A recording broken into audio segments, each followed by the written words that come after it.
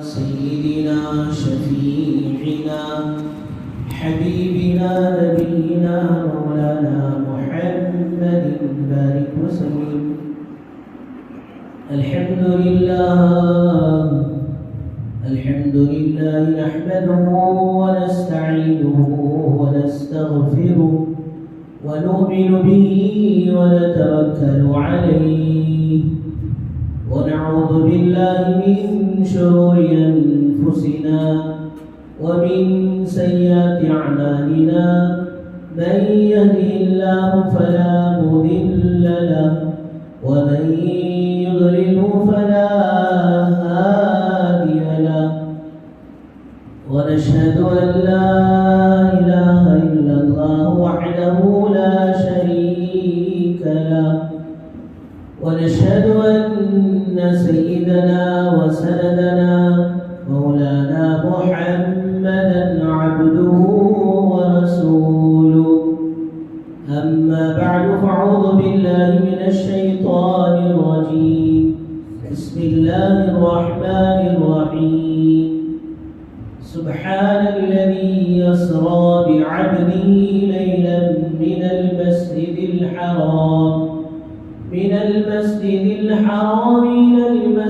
الأقصى الذي باركنا حوله لنريه من آياتنا إنه هو السميع البصير. وقال رسول الله صلى الله عليه وسلم: كلكم خطاؤون وخير الخطائين التوابين، أو كما قال عليه الصلاة والسلام: رب اشرح لي صدري ويسر لي أمري واحلل عقدة من لساني يفقهوا قولي. اللهم صل على سيدنا محمد وعلى آل سيدنا محمد بارك وسلم في كلام أولنا. اللهم صل على سيدنا محمد وعلى آل سيدنا محمد بارك وسلم في أوسط كلامنا. اللهم صل على سيدنا محمد وعلى آل سيدنا محمد بارك وسلم في آخر كلامنا. बुजुर्गान मोहतरम व मुअज़्ज़ज़ सामीन किराम,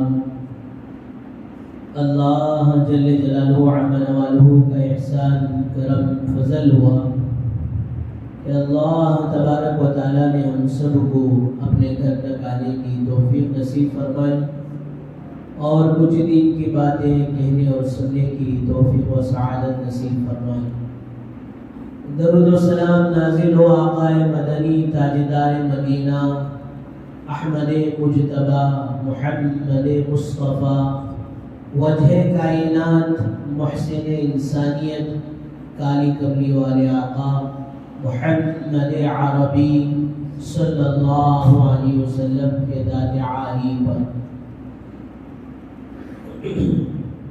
बुजुर्गान मोहतरम, आप हजरात को शायद याद हो कि 2 जुमा पहले रजब के ताल्लुक़ से जिन बातें शुरू हुई थी, दरमियान में हिजाब का मसला था और फिर गुज़िश्ता जुमा मदरसे के तालिब इल्म के कुरान मजीद की तकमील का मौका था, इसलिए दरमियान में 2 जुमा रजब के ताल्लुक़ से कोई बात फिर ना हो सकी।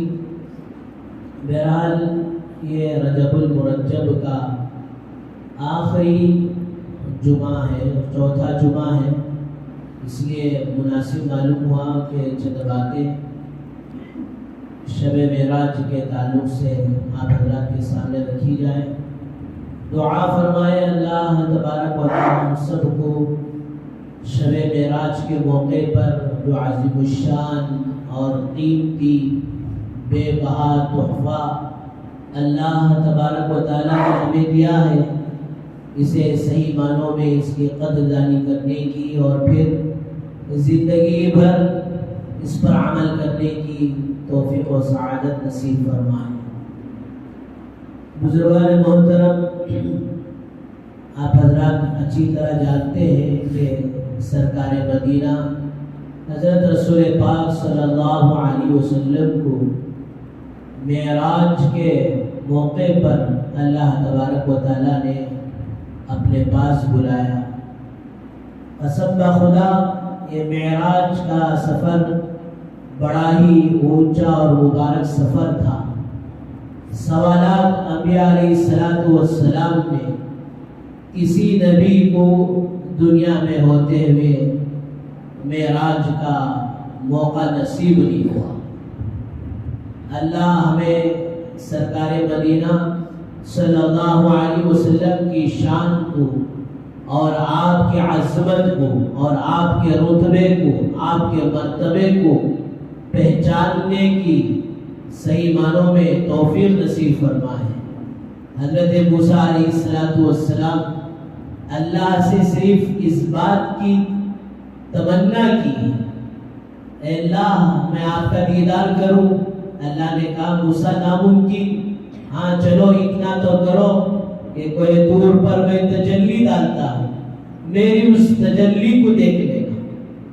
کہاں زمین اور کہاں آسمان، پھر کہاں دوستو ساتوں آسمان، اور پھر کہاں اللہ کا عرش، اتنی دور سے پڑنے والی تجلی۔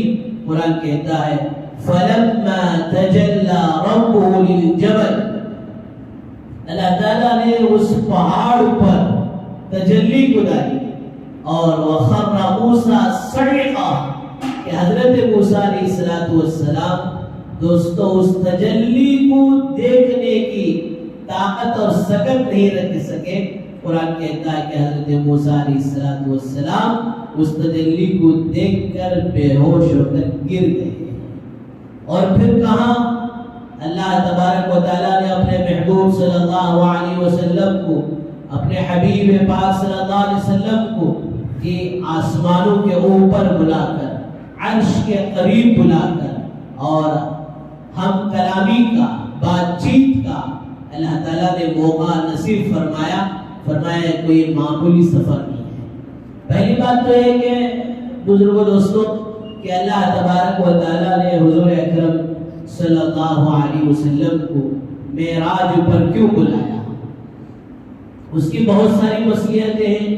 ایک مصلحت حضرات علماء نے یہ لکھا کہ حضور اکرم صلی اللہ علیہ وسلم جس دین کے پیغام کو لے کر آئے تھے اور جس کلمے کو لے کر آئے تھے، لوگوں تک اس پیغام کو پہنچا رہے ہیں، اس کلمے کو پہنچا رہے ہیں۔ اور پھر 360 بتوں کو ماننے والے، کوئی کہہ رہا ہے کہ زمین کا ایک رب ہے، آسمان کا ایک رب ہے، بارش کا ایک رب ہے، بیماری کا ایک رب ہے، صحت کا ایک رب ہے اور موت کا ایک رب ہے، الگ الگ رب۔ اور پھر وہ خانہ کعبہ میں، بیت اللہ میں 360 بت بنا کر رکھے ہیں۔ ان 360 بتوں کو توڑ کر، چھوڑ کر، اس کا یقین دل سے نکال کر ایک وحدہ لا شریک لہ، ایک اللہ کی ربوبیت کو ماننا بظاہر ان کے لیے مشکل معلوم ہو رہا تھا۔ اور بزرگان محترم سرکار دو عالم صلی اللہ علیہ وسلم کی اس دعوت پر فرمایا شروع زمانہ وہ تھا ماننے والے کم تھے، ستانے والے زیادہ تھے۔ اس لیے اللہ نے جو سہولتیں دی ہیں، جو نعمتیں دی ہیں، اس کی قدر کر لو، اس کی قدر کر لو، اسے اپنا لو۔ کئی حالات اللہ نہ کرے ایسا نہ ہو کہ دین پر چلنے کی آزادی پر پابندیاں آنے لگے۔ آپ اشارہ سمجھ لیں، تفصیل میں جانے کا موقع نہیں ہے۔ تو اس وقت اللہ کے نبی صلی اللہ علیہ وسلم کو ستانے والے جبکہ آپ کے ساری زندگی اور آپ کا سارا عمل ان مکے والوں کے سامنے تھا. لعمرک، اللہ کے نبی صلی اللہ علیہ وسلم کہتے ہیں کہ میں تمہارے درمیان میں تو اپنی زندگی پوری گزار دیا ہوں، آپ مجھے صادق کہہ رہے ہیں، امین کہہ رہے ہیں. کعبۃ اللہ میں ایک پتھر حجر اسود رکھنے کے لیے یہ پورے قبائل میں، قبیلوں میں لڑائیاں چل رہی ہیں، اسے آپ نے مسکے میں سے بال نکالنے کی طرح آسانی کا فیصلہ کر دیا، اور جس فیصلے پر سارے راضی و خوش ہو گئے. لیکن جب بات توحید کی آئی، کلمے کی آئی، تو لوگ بگڑ گئے. بگڑنے والوں میں تو دوستو پرائے تو پرائے، اپنے بھی بگڑ گئے.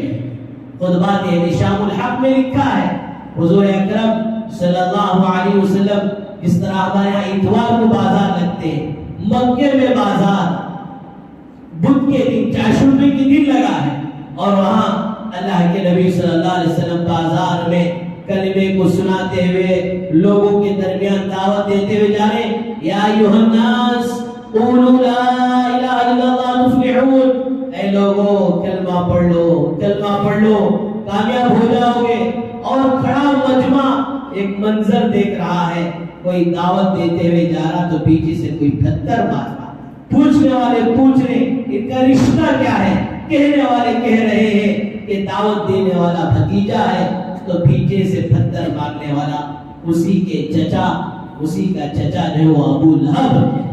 گھر والوں سے، یہ خاندان والوں سے تکالیف برداشت کی، اور پھر دوستو وہاں سے آپ طائف کا سفر کیے. اور طائف کا پس منظر آپ سبھی حضرات جانتے ہیں. عمرے میں جانے کے موقع پر ایک جگہ ماشاءاللہ طائف کو جانا ہوا. اللہ جزائے خیر دے اس گائیڈ کو کہ اس نے ہمیں وہ جگہ لے کر گیا جہاں سے اللہ کے نبی صلی اللہ علیہ وسلم پیدل چلے تھے. اور وہاں سے آتے آتے جس باغ میں رکے تھے اور جس عداس نے آپ کو انگور پیش کیے تھے، اور پھر جانی دشمنوں کو بھی آپ پر رحم آ گیا تھا. بہرحال اس باغ میں یہ عداس مسجد عداس کہہ کر ایک چھوٹی مسجد بنائی دی گئی ہے. اور دوستو گرمی کے ان ایام میں صرف بس سے اتر کر ایک آدھا کلومیٹر نہیں چلنے والے بے بس ہوتے ہیں. تھوڑی دیر کے لیے یاد کریں، کئی میل اللہ کے نبی صلی اللہ علیہ وسلم پیدل چل کر آ رہے ہیں، شریر لڑکے آپ پر پتھر پھینک رہے ہیں، اور فرمایا پنڈلیوں سے خون جاری ہوا. دوستو اللہ تعالیٰ نے جسم میں بعض پارٹسوں کو بڑا مضبوط بنایا، سر کے حصے کو اور پنڈلی کے حصے کو. یہاں مار لگتا ہے تو فوراً خون نہیں آتا، پہلے لال اور اونا ہوتا ہے، اس کے بعد خون جاری ہوا. اس تفصیل میں جانا نہیں ہے. 9 سال طائف کے واقعے کے بعد 9 سال کا عرصہ گزر جا رہا ہے.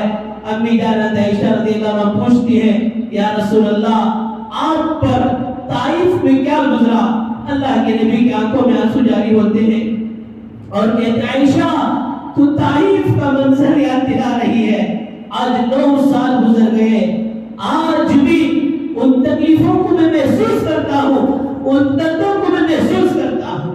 فرمایا یہ سارا حال گزر گیا آپ پر. پھر اللہ تعالیٰ نے آپ کو تسلی دینے کے لیے اپنے پاس معراج کے سفر پر بلایا ہے. اور بہرحال آپ تفصیل جانتے ہیں کہ آپ اپنے چچا زاد بہن ام ہانی رضی اللہ عنہ جو حضرت علی رضی اللہ عنہ کی صحیح بہن ہے، آپ وہاں آرام کر رہے تھے، وہاں سے یہ سفر شروع ہوتا ہے. بہرحال ہر آسمان میں یہ ملاقات ہوتی ہے. بیت المقدس میں اللہ تبارک و تعالیٰ تمام نبیوں کو جسموں کے ساتھ حاضر کرتے ہیں، اس لیے کہ جو بھی نبی دنیا سے جاتے وقت وہ پردہ فرماتے ہیں، ان کی روح نکالی جاتی ہے، لیکن قبروں میں دوستوں واپس اس روح کو لوٹا دیا جاتا ہے. تو آپ نے وہ تمام نبیوں اور رسولوں کی امامت کی، اور وہیں سے آپ امام الانبیاء بھی ہیں. علماء نے مسئلہ لکھا ہے، آپ پردہ فرمانے کے بعد آپ کی جنازے کی نماز کسی نے نہیں پڑھائی. لوگ پڑھے ہیں، خود پڑھے ہیں، کوئی امام بن کر نہیں پڑھایا. آپ خود امام الانبیاء ہیں تو آپ کے جنازے کے امام کون ہو سکتا ہے؟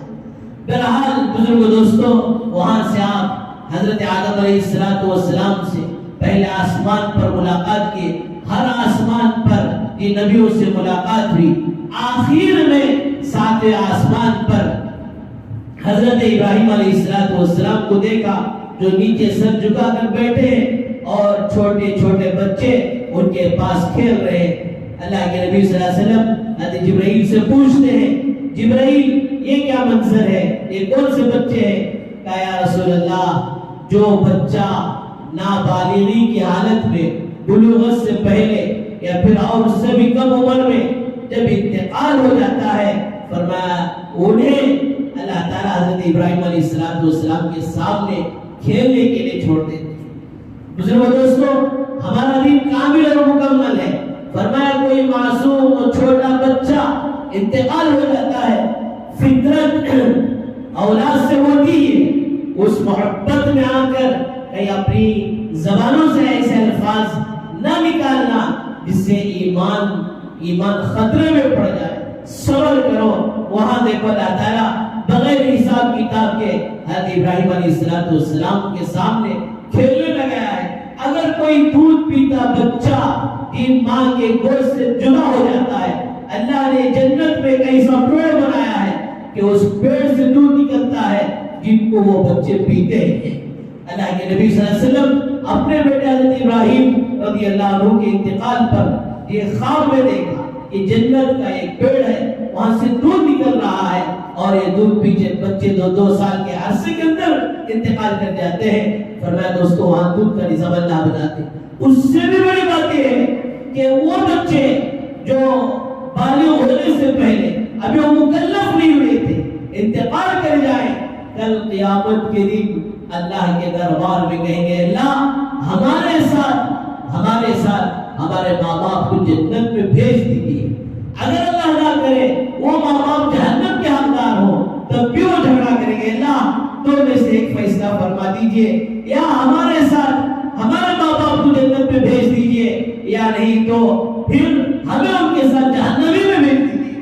اللہ کہتے ہیں نہیں میرے چھوٹے بندوں، میں تمہیں ان کے ساتھ نہیں بھیجتا ہوں بلکہ ان کو تمہارے ساتھ بھیجتا ہوں۔ بہرحال بزرگوں دوستوں، صبر کریں، دعا کریں، اللہ سے اس کا نعمت بدل مانگے، دنیا میں کچھ نہ ملے، آخرت میں مغفرت کا سامان تو یہ بچوں کے انتقال پر مل ہی جاتا ہے۔ بہرحال بزرگوں دوستو، وہاں آپ نے بہت سارے مناظر جنت کے اور دوزخ کے، جنت کی نعمتوں کے اور پھر جہنم کے ایک سے خطرناک حالات اس سے پہلے میں نے کئی مرتبہ بیان کیا۔ بہرحال وہاں جنت کا داروغہ، جنت کا جو واچمین ہے، جنت کا جو نگہبان ہے، جہنم کا جو نگران ہے، اسے اللہ کے نبی صلی اللہ علیہ وسلم دیکھ رہے ہیں، اس کے چہرے پر ذرہ برابر مسکراہٹ نہیں ہے۔ اللہ کے نبی کے سوال پر حضرت جبرائیل علیہ السلام کہتے ہیں یا رسول اللہ یہی جہنم کا داروغہ مالک ہے، جب سے اللہ نے اسے بنایا ہے اس دن سے آج تک کبھی نہیں ہنسا ہے، ایسا غصہ اور غضب کی حالت میں ہوتا ہے۔ یا رسول اللہ اگر آج وہ نہیں ہنسے گا تو پھر کبھی بھی قیامت تک وہ نہیں ہنسے گا۔ فرمایا اسے غصے اور غضب کے عالم میں ہے۔ اور پھر دوستو جہنم ہے بھی ایسی ہی جگہ، اللہ ہم سب کی حفاظت فرمائے۔ یہ روایتوں میں آتا ہے دنیا کی آگ کو اللہ تعالیٰ نے 70 مرتبہ دھو کر اسے جب زمین پر بھیجا ہے تو وہ آگ کی تپش ہمیں برداشت نہیں ہو سکتی، وہ آگ جلا دے گی تو پھر انسان کا جسم جل جاتا ہے اور انسان ختم ہو جاتا ہے۔ یہ آگ تو کئی درجے بہتر ہے، جبکہ میرے بزرگوں جہنم کی آگ فرمایا کوئی معمولی آگ نہیں ہے، 70 گنا بڑی، لیکن جب وہ جلاتی ہے تو ختم نہیں کر دیتی۔ قرآن کہتا ہے کلما نضجت جلودهم وبدلناهم جلودا غيرها ليذوقوا العذاب۔ سوال پیدا ہوتا ہے دنیا کی معمولی آگ جب جھلس کر رکھ دیتی ہے۔ یہ بات یاد آئی ابھی چند دنوں کا ڈی جے ہڈیے کی جہلی کا واقعہ، ایک ظالم اپنی بیوی کو زندہ جلا دیتا ہے، جبکہ دوستوں اس کے سات مہینے کا بچہ لگا ہے، 2 سال کی بچی ہے، فرمایا ان بچوں پر بھی اسے رحم نہیں آیا، اور ان بچوں کی ماں کو بڑی بے دردی کے ساتھ حدیث میں آتا ہے سباب المسلم فسوق وقتالہ کفر، مسلمان کو گالی دینا یہ بڑا گناہ ہے اور مسلمان کو قتل کرنا یہ کفر ہے۔ تلوار مسلمان کی اور کسی مسلمان کی گردن یہ دونوں ایک ساتھ جمع نہیں ہو سکتے۔ اللہ حفاظت فرمائے، حالات ایسے نازک ہمارے ریاست پر ہے، ہمارے ملک پر ہے، سارے عالم میں ہے، ایسے موقع پر جہاں اپنے اعمال کو سنوارنے کی ضرورت تھی، حالات سے حالات نہیں بدلتے، یہ اعمال سے حالات کو بدلنا ہے، ایسے موقع پر بھی دوستو دلوں پر ایسا زنگ لگ رہا ہے اور دل ایسے مردہ ہوتے جا رہے ہیں، اور پتہ نہیں اللہ کو کون سا عذاب لا کر ہمیں دلانے کی ضرورت ہے۔ اللہ حفاظت فرمائے۔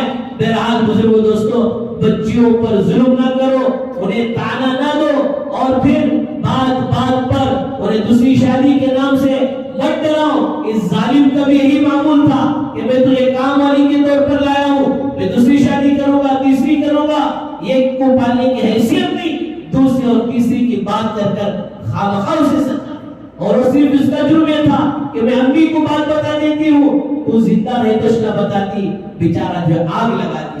اللہ ایسے ظالموں سے کوئی امت کی حفاظت فرمائے۔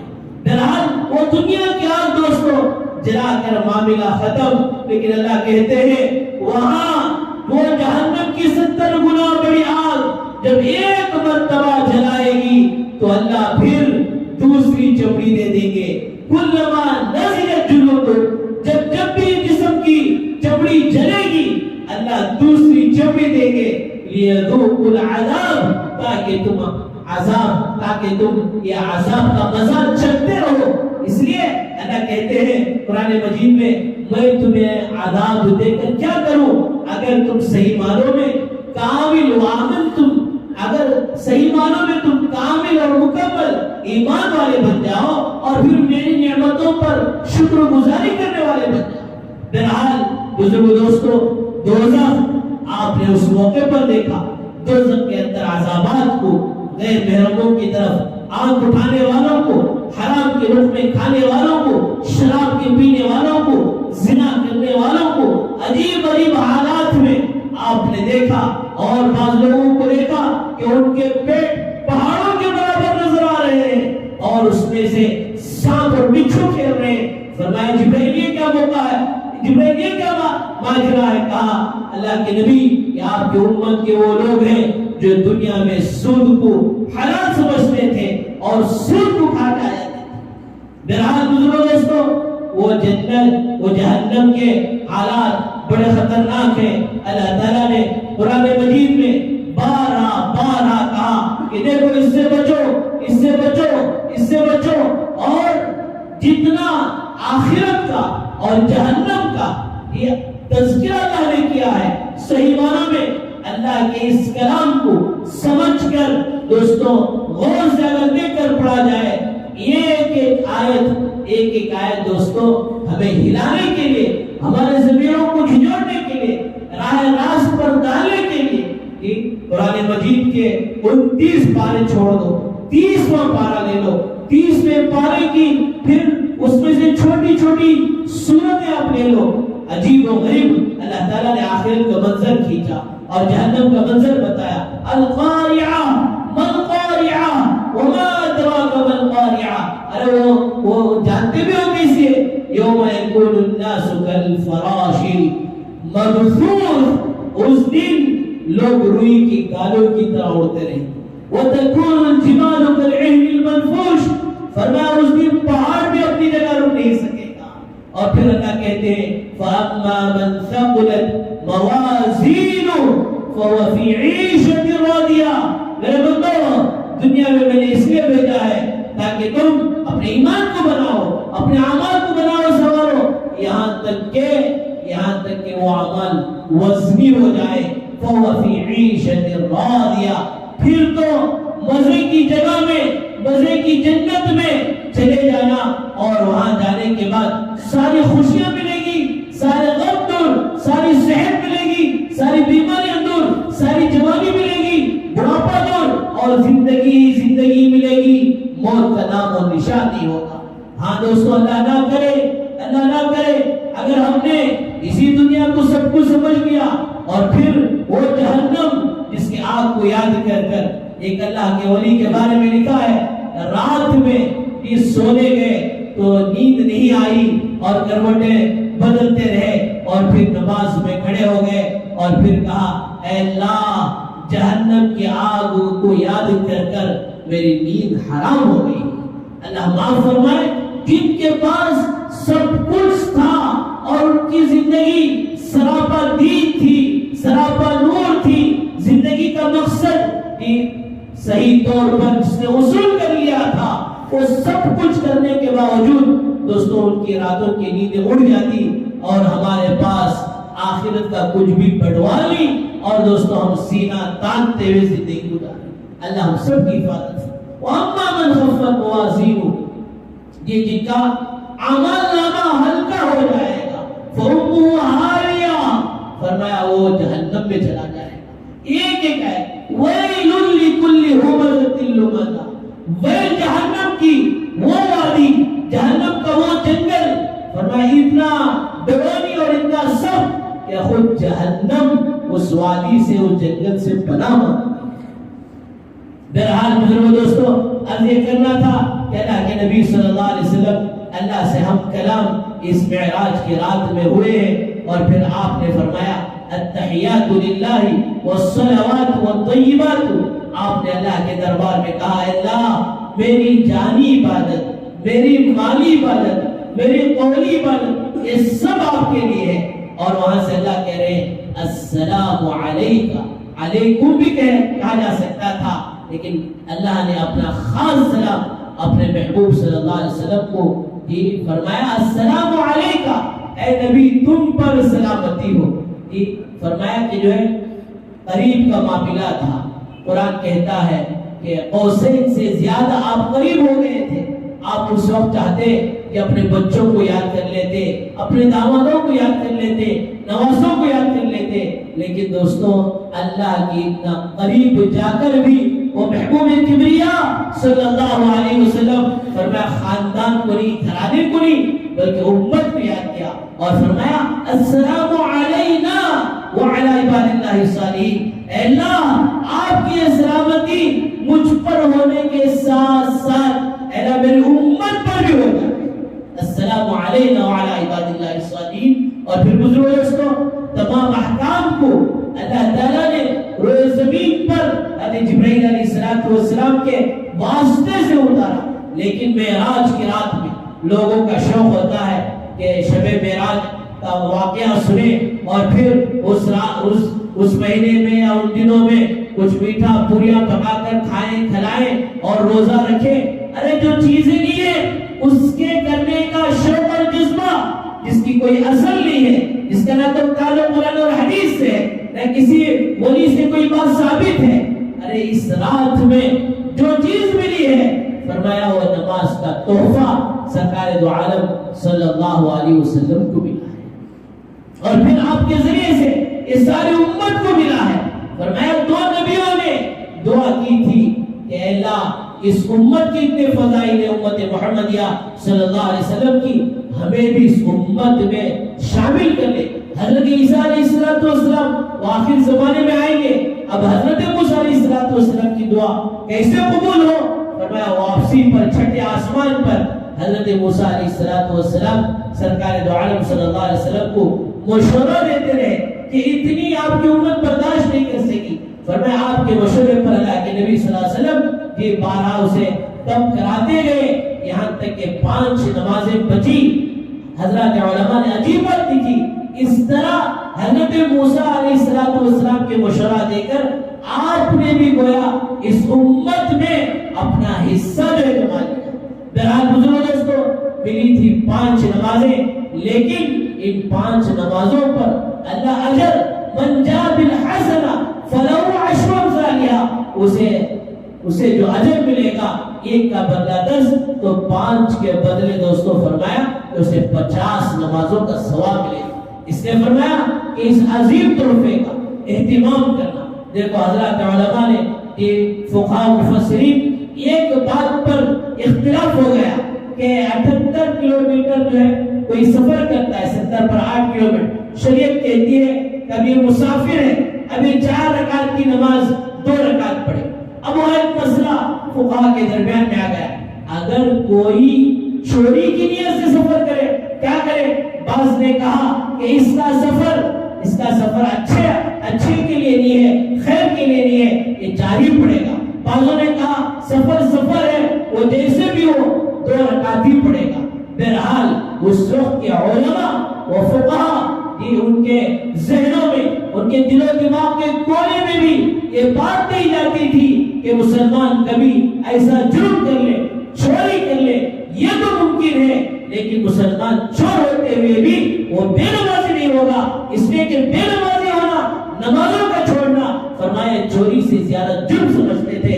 بہرحال بزرگ دوستوں، معراج کے موقع پر جو یہ نماز کا تحفہ ملا ہے، فرمایا اس کی برکت سے اللہ دنیا اور آخرت کے مسائل کو حل کرے گی۔ روایتوں میں آتا ہے جو مومن صحیح معنی میں فجر ادا کر جائے اور اس سے کوئی جھگڑ پڑے تو فرشتے اس کا دفاع کرتے ہیں۔ اور پھر دوستوں آج واقعتاً جس طرح جمعہ میں مسجدیں فل ہوتی ہیں، فجر میں فل ہو جائے، فجر میں بھر جائے تو پھر دوستوں نقشہ بدل جائے گا۔ کیا کہیں، کیسے کہیں اور کس انداز سے کہیں، جتنا بھی کہنا ہے کہہ لو۔ فرمایا ہماری رفتار وہی جو بے ڈنگی پہلے تھی اب بھی رہے گی۔ اس نعرے سے دوستوں باز آؤ، اللہ کا مبارک مہینہ، رمضان کا مبارک مہینہ قریب آ رہا ہے۔ اب سے ہی ہم نمازوں کے عادی بنے، توبہ کے عادی بنے اور اللہ کی تعریف کے عادی بنے۔ میں نے حدیث پڑھی کہ ہر کسی کے اندر کبھی کوتاہی تو ہوتی ہے، لیکن سب سے بہترین خطاکار تو وہ ہے جو توبہ کرنے والا ہو۔ اس لیے حدیث میں آتا ہے 3 چیزیں بندوں کی اللہ کو بہت زیادہ محبوب ہے۔ ایک تو فرمایا کہ اللہ کی تعریف کرنا، اللہ کی حمد کرنا، اور پھر دوستوں بندے تواضع اور عاجزی کو اختیار کرنا۔ فرمایا کتنا بڑا عابد ہو جائے، کتنا بڑا خیر کا کام کرنے والا ہو، فرمایا اللہ سے کہے اللہ یہ تیرے دربار میں قابل قبول نہیں، اللہ تو اسے قبول کر۔ اللہ نے مال دیا، طاقت دیا، ہر موقع پر عاجزی بندوں کے اللہ کو یہ پسند ہے۔ اور تیسری چیز فرمایا بندوں کی توبہ اللہ کو پسند ہے۔ گنہگار تو ہم تھے اور گناہ کی لذتیں تو ہم نے پائی، لیکن دوستوں جب توبہ کرتے ہیں تو فرمایا اس توبہ کی لذت کو اللہ پاتے ہیں، فرمایا اللہ خوش ہوتے ہیں۔ روایتوں میں یہاں تک آتا ہے اللہ کسی مومن کے توبہ پر چراغا کرتے ہیں، اتنا خوش ہوتے ہیں۔ بہرحال بزرگوں دوستوں، معراج کے اس موقع پر جو ہمیں تحفہ اللہ نے دیا ہے اس تحفے کو مضبوطی سے پکڑیں۔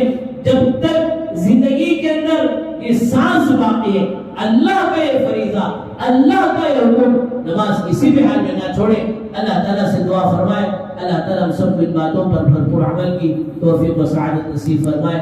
وآخر دعوانا الحمدللہ رب العالمین۔ جو حضرات سنت میں